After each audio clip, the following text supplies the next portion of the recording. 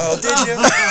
Go ahead, go ahead, you're good. It'll edit. Up there? Yeah, it'll edit. Would you be able to edit it? Yeah. Yeah. It's not recording anything. No. Oh, shit. I didn't want to interrupt, but I know. Okay, let's pick up there. All right, Well, go you ahead. have the first part, right? Yeah, go ahead. All right. What I was asking was, Juan, who's doing the video work, I'm not so sure about your cameramanship back there. Are you able to get him through the microphones? Can we see Danny? Can we see? Jungle back. Yeah, it is a jungle. But if you want, I can bring the. Look at this. I want to get a close-up of the Danny Goki here. Look at that. All right, now, and again, we'll meet. It's Def is right here. All right, and Ivan.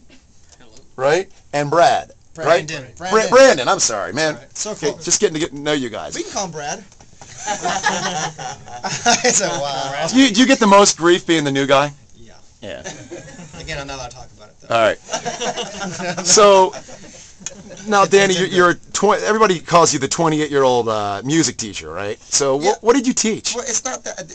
American Idol got it wrong. I was a music director at a church, so I would teach parts. I would teach parts with choirs and stuff like that. And I know when I was at home actually watching that that episode of Idol, and he said a teacher from Milwaukee. Right. And I was like, what? I was like, I didn't get it. Yeah, well, it's what they latched onto. Right. And then the most obvious thing that America latched onto was the drama that was your real life and the tragedy of losing your wife. And we've already heard the story. I'm not going to ask you to repeat the whole thing, but just emotionally, how tough was it to have lost something as precious as your wife, and then to have the pressure of being in front of millions of people on Idol? It was the most intense, unbelievable amount of pressure that I've ever had to endure. I tell people this, I did not want to live after she passed. I hated life. I didn't even want to get up in the morning.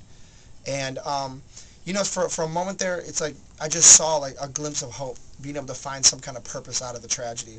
And that's, doing music and doing, just doing things in honor of her. And it was amazing. But I will say this, it wasn't easy being on the show. I was in a competition, a month after she had passed, trying to compete. And so, but I felt very proud of myself, and I felt I did very well for what I had to work with. I don't know how you did it. Honestly, I was sitting there watching thinking, first off, I can't sing, but I can't imagine, the nerves that you have, and then it's a raw nerve going through the loss of something like that. Right, and that's kind of the battle I faced, but I'll tell you what, that battle was way better than me having to go back home and trying to work a 40-hour job. That would have been an even worse battle.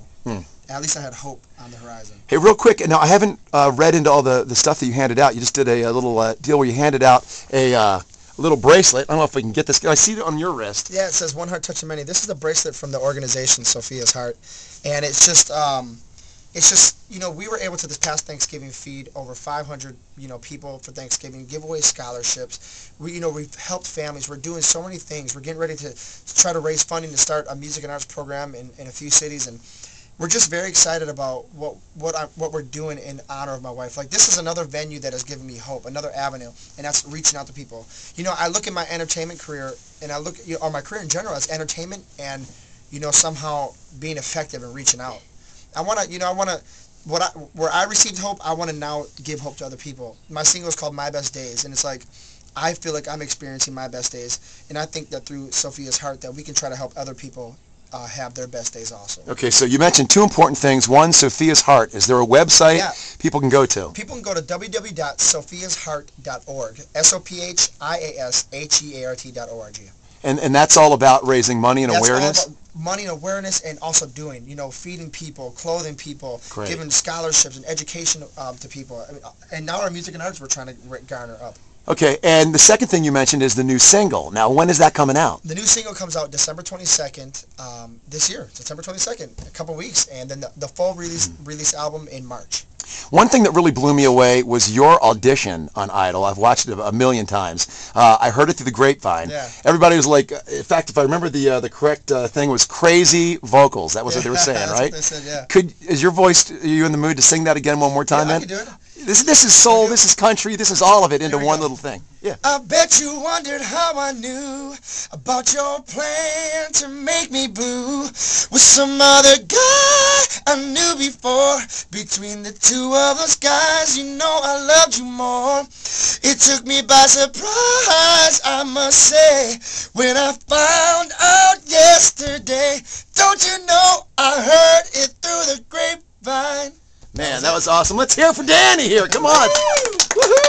Yeah, the other guys with you in the band are like, yeah, he's singing that stupid song again, right? They want the camera. What Yeah, about me? no, we're going to get the camera. So here's what's going to happen, because the way Michael J. TV works, we only work in little clips. So we're going to start another clip here in a minute, and you guys have agreed to do an acoustic version of a song I'm crazy about. So we'll tell you all about that song next clip.